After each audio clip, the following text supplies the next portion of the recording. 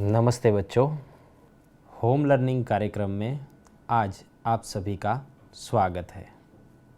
बच्चों, द्वितीय सत्र में हम लोग 4 अलग अलग इकाइयों के बारे में अभी तक जान सके हैं, जिसमें कैसा शोर, सीखो, सच्चा बालक और दुमदुमा गांव के बच्चे।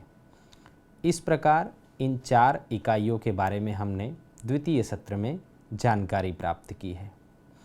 तो बच्चों, आज के दिन हम साथ मिलकर इन्हीं 4 इकाइयों के अनुसंधान में पुनरावर्तन कार्य करेंगे। तो आप सभी अपनी पुस्तक में पुनरावर्तन 3 निकालिए और यहाँ पर आप सभी अपनी स्क्रीन पे भी प्रश्नों को देखेंगे और कुछ प्रश्नों के उत्तर आपको अपनी नोटबुक में लिखना भी होगा और साथ मिलकर हम ये पुनरावर्तन कार्य करेंगे। तो बच्चों, आइए पुनरावर्तन 3 हम शुरू करते हैं। सबसे पहले प्रश्न की तरफ हम चलते हैं। तो बच्चों, पहला प्रश्न, निम्नलिखित चित्र के आधार पर 5 वाक्य लिखिए। बच्चों, आपको आपकी टीवी स्क्रीन पर एक बहुत ही सुंदर सा दृश्य दिखाई दे रहा है और बिल्कुल वैसा ही दृश्य आपकी पुस्तक में भी है। बच्चों, यहाँ पर जो चित्र हमें दिख रहा है उसके अनुसंधान में आपको अपनी नोटबुक में 5 वाक्य लिखने हैं। ध्यान से देखिए, अवलोकन कीजिए कि इस चित्र में आपको क्या क्या दिखाई दे रहा है। जी हाँ बच्चों, आप देख रहे होंगे, अवलोकन भी कर रहे होंगे और अपने मन में सोच रहे होंगे कि यहाँ पर इस दृश्य में हमें क्या क्या दिख रहा है। चलिए, मैं इस दृश्य में जो दिखाई दे रहा है उसके बारे में आपको कुछ बताता हूँ। देखिए, ये चित्र आपने देखा। इस चित्र में एक पेड़ दिख रहा है। पेड़ के नीचे कौन बैठा है? जी हाँ, पेड़ के नीचे आप जैसा एक बहुत ही अच्छा लड़का बैठा हुआ है। लड़के के हाथ में गेंद है। गेंद आप सभी खेलते होंगे। जी हाँ, यहाँ पर बैठे लड़के के हाथ में एक गेंद है। चित्र में फूलों के पौधे भी हैं। चित्र में आप देख पा रहे हैं कि बच्चा जिस पेड़ के नीचे बैठा है उसके आसपास कुछ फूल के पौधे भी दिखाई दे रहे हैं। दूर दूर मकान भी दिखाई दे रहे हैं। देखिए, इस चित्र में दूर दूर मकान दिखाई दे रहे हैं। लड़का अपने मित्रों को बुला रहा है, अर्थात उसका एक हाथ ऊपर है, जिससे हम ये अनुमान लगा सकते हैं कि वह अपने मित्रों को अपने पास बुला रहा है। तो बच्चों, इस प्रकार से इस चित्र के माध्यम से हमने अलग अलग 5 वाक्य बनाए। हो सकता है आपने इस चित्र में और भी कोई नई चीज़ देखी हो और उसे अपनी नोटबुक में लिखा हो। आप सभी को ऐसे ही और चित्र ढूंढने हैं और उस चित्र में आपको क्या दिखाई दे रहा है उसे अपनी नोटबुक में लिखना है। चलिए, अब पुनरावर्तन 3 के दूसरे प्रश्न की तरफ हम आगे बढ़ते हैं। प्रश्न 2, सीखो कविता का सस्वर गान कीजिए। बच्चों, द्वितीय सत्र में आपने सीखो नामक कविता का अध्ययन किया। बहुत ही सुंदर कविता है जिसका हम वीडियो के माध्यम से एक साथ मिलकर राग से गान करेंगे।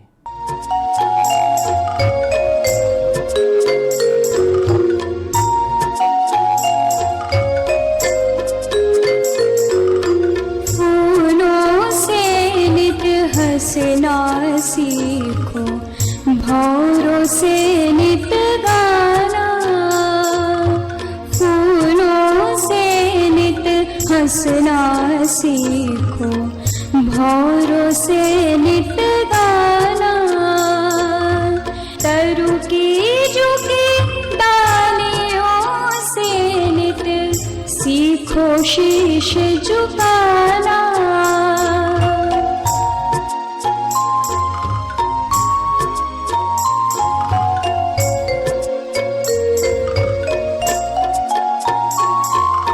सीख हवा के झोंकों से लो, कोमल भाव बहाना।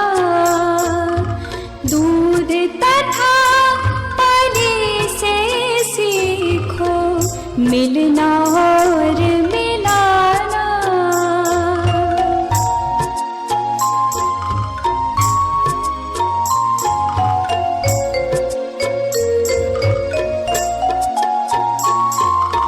सूरज की किरणों से सीखो, जगना और जगाना। लता और पेड़ों से सीखो, सबको गले लगाना।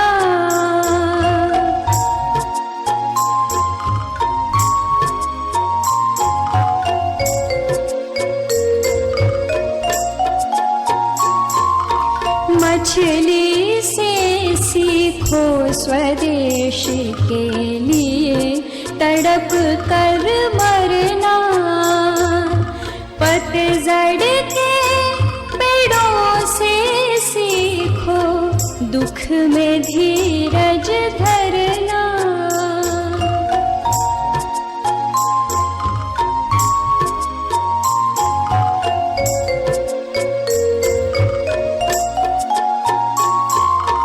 दीपक से सीखो जितना हो सके अंधेरा हरना। पृथ्वी से सीखो प्राणी की सच्ची सेवा करना।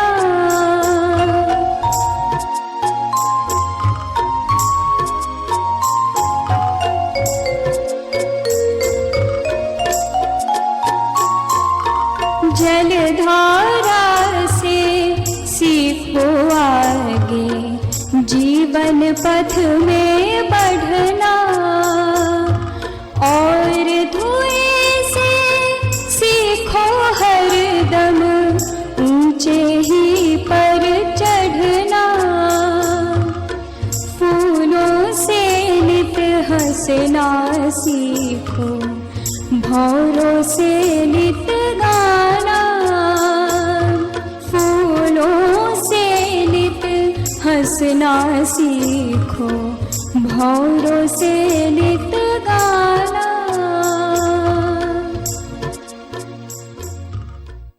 तो बच्चों, आप सभी ने कविता का सुंदर गान साथ में किया होगा। तो बच्चों, आइए अब आगे प्रश्न 3 की तरफ हम चलते हैं, जिसमें संज्ञा, विशेषण और क्रियापद को हम अलग अलग करेंगे। नीचे दिए गए शब्दों में से संज्ञा, विशेषण और क्रियापद ढूंढकर तालिका में लिखिए और वाक्य में प्रयोग कीजिए। देखिए बच्चों, आप स्क्रीन पर देख पा रहे होंगे कुछ शब्द यहाँ पर दिए गए हैं, जिसमें नर्मदा, हिमालय, चलना, छोटा, खेलना, सफ़ेद, लिखना, गंगा, थोड़ा। तो बच्चों, ये अलग अलग 9 शब्द यहाँ पर हैं। इनमें से आपको ढूंढना है कि कौन सा शब्द संज्ञा है, कौन सा शब्द विशेषण है और कौन सा शब्द क्रियापद है। आइए देखते हैं। जी हाँ, आप स्क्रीन के माध्यम से देख पा रहे होंगे संज्ञा शब्द अर्थात नर्मदा, हिमालय, गंगा।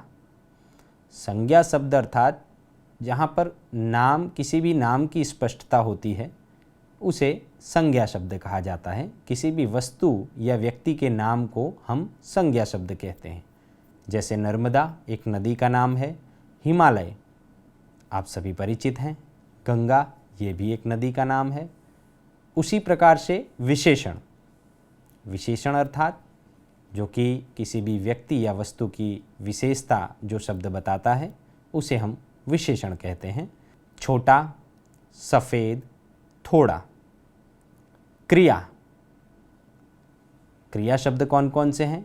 चलना, खेलना और लिखना। तो बच्चों, आपने यहाँ पर संज्ञा शब्द, विशेषण और क्रिया के बीच में अंतर जाना। अब आइए इन्हीं शब्दों का उपयोग करके हम नए वाक्य बनाते हैं। देखिए, नर्मदा नदी अमरकंटक से निकलती है। यहाँ पर जो संज्ञा शब्द था नर्मदा, उसका उपयोग करके पहला वाक्य हमने बनाया है। हिमालय भारत का सबसे ऊंचा पर्वत है। गंगा देश की पावन नदी है। इस प्रकार से तीनों संज्ञा शब्द का उपयोग करके यहाँ पर हमने वाक्य बनाए हैं। मयंक जिया से छोटा है। देखिए, यहाँ पर क्या दर्शाया गया है? विशेषण दर्शाया गया है। छोटा, बड़ा, ये विशेषण का एक प्रकार है। तो मयंक जो है वो जिया से छोटा है, तो छोटा जो है वह विशेषण है और उसका उपयोग करके यह वाक्य बनाया गया है। उसी प्रकार से अगला वाक्य हम पीपीटी के माध्यम से देखेंगे। आलोक ने सफ़ेद रंग की टोपी पहन रखी है। अर्थात आलोक का जो टोपी का रंग है वह सफ़ेद है। तो सफ़ेद शब्द का उपयोग करके वाक्य हमने देखा। आगे देखेंगे, शिवांश को थोड़ा पानी चाहिए। शिवांश को थोड़ा पानी चाहिए। पानी की मात्रा यहाँ पर बताई गई है, विशेषता बताई गई है। तो शिवांश को थोड़ा पानी चाहिए। थोड़ा शब्द का उपयोग करके हमने यहाँ पर वाक्य प्रयोग किया है। उसी प्रकार से मीना को चलना पसंद है। चलना है, यह एक क्रिया है। तो मीना जो है उसे चलना अधिक पसंद है। रितु को खिलौने खेलना आता है। अर्थात कुछ बच्चे ऐसे भी होते हैं जो नया खिलौना आने पे पहले उन्हें सीखना पड़ता है। यहाँ पर रितु जो है उसे खिलौना खेलना आता है। अर्थात यहाँ पर क्रिया की बात की गई है। तो खेलना क्रिया का उपयोग करके हमने ये वाक्य देखा। अगला जो क्रिया का वाक्य है लिखना। लिखना शब्द का उपयोग करके हमें हमेशा डायरी लिखना चाहिए। हमें अक्सर डायरी लिखनी चाहिए। तो दोस्तों, यहाँ पर आपने संज्ञा, विशेषण और क्रियापद के बीच में अंतर भी जाना और उनसे बनने वाले वाक्यों के बारे में भी जाना। अब अगले प्रश्न की तरफ हम आगे बढ़ते हैं। बच्चों, प्रश्न 4 क निम्नलिखित मुहावरों का अर्थ देकर वाक्य प्रयोग कीजिए। शीश झुकाना अर्थात विनम्र होना। इस मुहावरे के बारे में आपने पिछली इकाइयों में पढ़ा है। आइए शीश झुकाना शब्द का हम वाक्य प्रयोग देखेंगे। हमें माता पिता के आगे शीश झुकाना चाहिए। उसी प्रकार से दूसरा शब्द देखेंगे, ऊंचे चढ़ना अर्थात उन्नति करना, जीवन में आगे बढ़ना। हमें धुएं की तरह ऊंचे चढ़ना चाहिए। नेक रास्ते पर चलना अर्थात सही रास्ते पर चलना। पाठशाला में गुरुजी हमेशा नेक रास्ते पर चलने की सीख देते हैं। मुंह में पानी आना अर्थात खाने की इच्छा होना। कोई भी चीज़ हमें खाने की इच्छा होती है तो मुंह में पानी आना भी उसे कहते हैं। उसका वाक्य प्रयोग देखेंगे हम। गरम गरम जलेबी देखकर मेरे मुंह में पानी आ गया। तो बच्चों, इस प्रकार से आपने अलग अलग मुहावरों का अर्थ और उनके वाक्य प्रयोग के बारे में जाना। अगला जो प्रश्न है इसी प्रश्न से जुड़ा हुआ है, जिसमें हमें इन मुहावरों का उपयोग करके एक छोटी सी कहानी तैयार करनी है। कहानी तो आप सभी को बहुत पसंद होगी, है ना? जी हाँ। देखिए, यहाँ पर मैंने एक छोटी सी कहानी तैयार की है और इन्हीं मुहावरों का उपयोग करके आप यहाँ पर जो कहानी बताई जाएगी उसकी तरह या उसके अलावा आप अपने विचार से दूसरी कहानी भी तैयार कर सकते हैं। तो आइए पहले इस कहानी को देखते हैं। राम बहुत अच्छा लड़का है, वह अपने माता पिता के सामने शीश झुकाता है, वह बहुत मेहनत करता है, इसके कारण वह ऊंचे चढ़ता ही रहता है, वह हमेशा नेक रास्ते पर ही चलता है। एक दिन राम के हाथ में चॉकलेट देखकर एक गरीब लड़के के मुंह में पानी आ गया।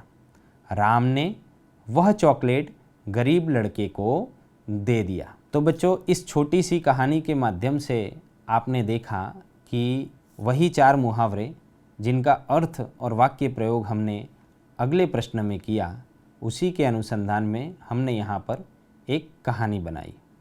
आप भी इसी प्रकार से और कहानी बना सकते हैं। तो बच्चों, आइए अगला प्रश्न हम देखेंगे।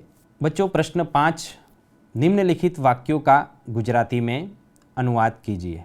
देखिए, यहाँ पर कुछ वाक्य हिंदी में दिए गए हैं जिसका हम गुजराती में अनुवाद करेंगे। काफिला बगदाद की ओर जा रहा था। मैं फिर से पढ़ूंगा। काफिला बगदाद की ओर जा रहा था। इसे हम गुजराती में इस प्रकार से लिख सकते हैं, काफलो बगदाद तरफ जई रह्यो हतो। उसी प्रकार से दूसरा वाक्य, करेला कड़वा होता है। करेला कड़वा होता है। इस वाक्य का गुजराती में अनुवाद इस प्रकार से कर सकते हैं, कारेलू कड़वू होय छे। अगला वाक्य, दीपक रोशनी देता है, दीवो प्रकाश आपे छे। उसी प्रकार से, गंदगी बहुत से रोगों की जड़ है। गंदगी बहुत से रोगों की जड़ है, गंदगी કેટલાય રોગોનું મૂળ છે। लौकी और गाजर का हलवा बनता है। हलवा आप सभी को बहुत पसंद होगा। लौकी और गाजर का हलवा बनता है। दूधी अने गाजरनो हलवो बने छे। तो बच्चों, इस प्रकार से हमने साथ मिलकर यहाँ पर अलग अलग 5 हिंदी वाक्यों का गुजराती में अनुवाद किया।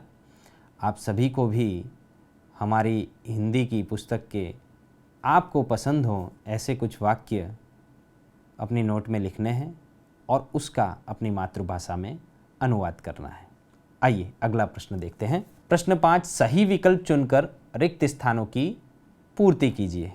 अर्थात यहाँ पर हमें एक वाक्य देखना है और उसके अंतर्गत खाली जगह भरना है। खाली जगह क्रिकेट खेलता हूँ। अब यहाँ पर 2 विकल्प आपको दिखाई दे रहे हैं, हम और मैं। सोचिए इन दोनों विकल्प में से सही उत्तर कौन सा है, सोचिए। चलिए मैं आपको सही उत्तर की तरफ ले चलता हूँ। मैं क्रिकेट खेलता हूँ। हम और मैं में से मैं जो है वह सही उत्तर है। दूसरी खाली जगह, यह किताब हिरेन खाली जगह है। यह किताब हिरेन खाली जगह है। विकल्प है कि या की। सोचिए, यह किताब हिरेन की है। यहाँ पर छोटी ई नहीं बड़ी ई का उपयोग क के साथ में किया गया है। प्रश्न 3 है, खाली जगह लड़के हैं, यह या ये। सोचिए इसका उत्तर क्या होगा, ये लड़के हैं। अगला प्रश्न देखेंगे, पानी खाली जगह मगर है। विकल्प है में या मैं। इसका उत्तर तो आपको आता ही होगा। जी हाँ, शायद आपने सही उत्तर पहचाना। पानी में मगर है। बहुत अच्छे। अगला प्रश्न देखिए, ये आम के पेड़ हैं, खाली जगह बहुत आम लगे हैं। इनमें या इन पर। देखिए, ये आम के पेड़ हैं, इन पर बहुत आम लगे हैं। वह हाथी है, खाली जगह रंग काला है। उसका या इसका। इसका सही उत्तर क्या होगा? जी हाँ, आपने ढूंढ लिया है। वह हाथी है, उसका रंग काला है। तो बच्चों, इस प्रकार से आपने विकल्पों में से सही उत्तर की खोज करके इन खाली जगहों को भरने का प्रयास किया।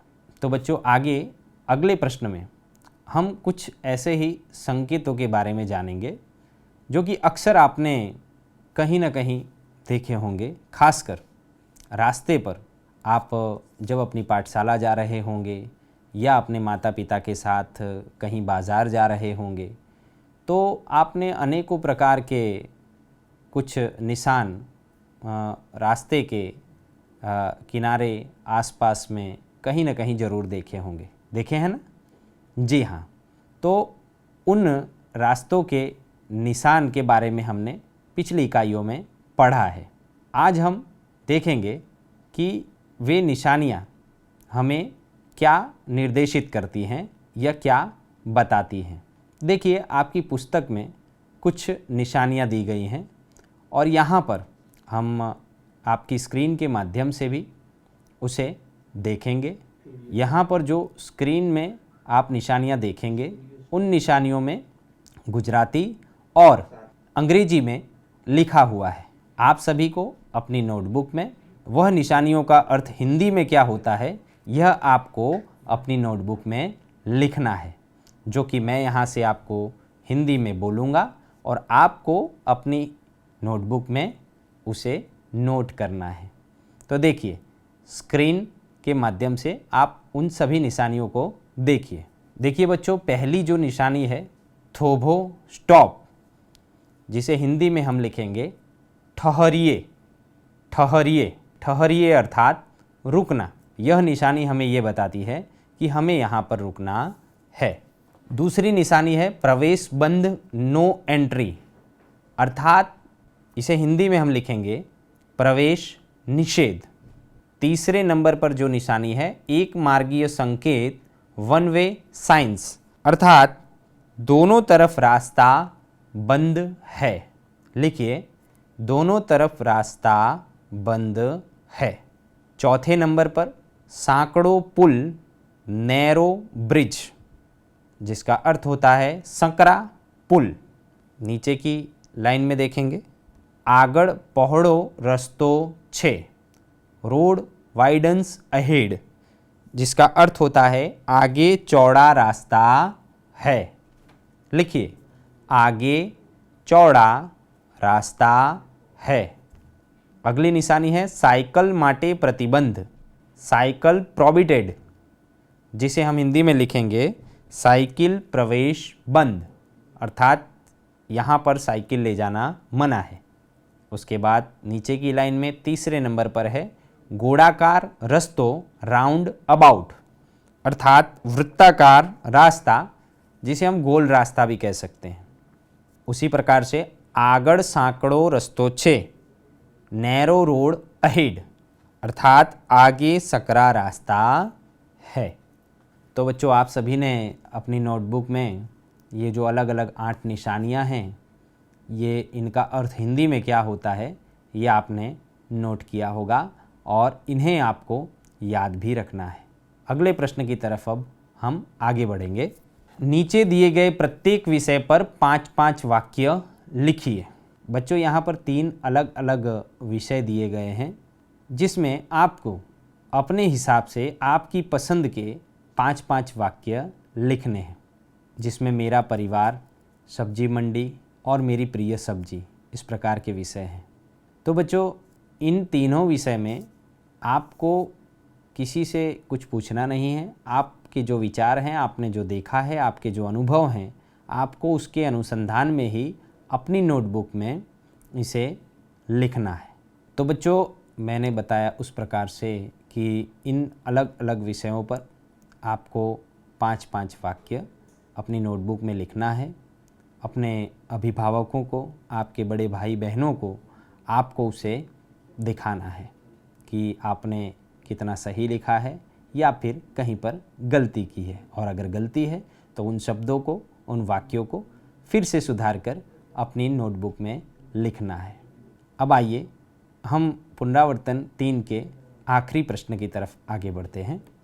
प्रश्न क्रम 9। नीचे दिए गए वाक्यों में रेखांकित शब्दों पर बल देकर बोलिए। मैं सब्जियों का सरताज हूँ। मैं सब्जियों का सरताज हूँ। मैं सब्जियों का सरताज हूँ। देखिए बच्चों, 3 एक ही वाक्य 3 अलग अलग प्रकार से बोले जा सकते हैं। आप जिस शब्द पर भार देना चाहें उस पर आप दे सकते हैं। अगला वाक्य देखेंगे। मोर हमारा राष्ट्रीय पक्षी है। मोर हमारा राष्ट्रीय पक्षी है। मोर हमारा राष्ट्रीय पक्षी है। इसी प्रकार से तीसरा वाक्य। मैं कल रामपुर गया था। मैं कल रामपुर गया था। मैं कल रामपुर गया था। तो बच्चों, इस प्रकार से एक ही वाक्य को किस प्रकार से अलग अलग स्वरूप में हम उसका उच्चारण कर सकते हैं वो हमने देखा। और यहाँ पर पुनरावर्तन 3 के 9 प्रश्नों के बारे में हमने समझ प्राप्त की है। आशा करता हूँ आप सभी को बहुत मज़ा आया होगा। तो बच्चों, इस प्रकार से आपने आज के दिन पुनरावर्तन 3 के बारे में जानकारी प्राप्त की है। आप सभी को इसके बारे में और अधिक जो आप सभी को यहाँ से जो भी गृह कार्य दिया गया है उसको अपनी नोटबुक में लिखना है और आगे के पाठों की तैयारी करनी है। अभी तक के लिए आप सबका खूब खूब आभार और धन्यवाद।